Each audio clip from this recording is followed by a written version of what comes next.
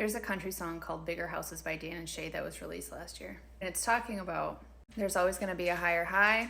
There's always going to be someone that has a better vehicle than you in their driveway. There's always going to be a bigger house. The grass is always greener on the other side. I was just editing photos this morning.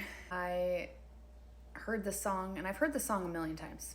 For some reason, it really struck a chord with me this morning because it made me think about when my husband and I first bought our first house.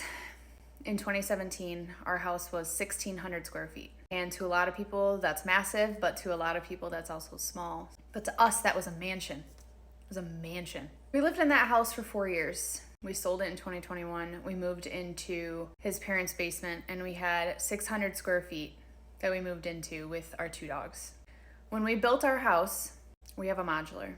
We were looking at all these different blueprints. We were looking at 1,400 square feet, 2,500 square feet. We went all the way up to 3,200 square feet. And we had a few people ask us, well, this is your forever home. This is your, your dream home.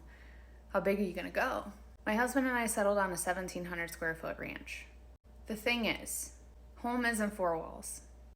Home are the people that are inside those 4 walls. And I know this song isn't talking about that per se.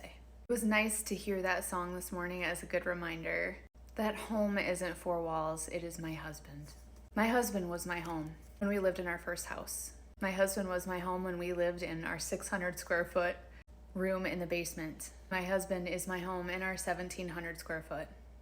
No matter how big my home is, no matter how small my home is, my husband is my home. You don't have to keep up with the Joneses. Just remember really what's in your heart, because that's truly where home is. Thing about happiness I found is it don't live in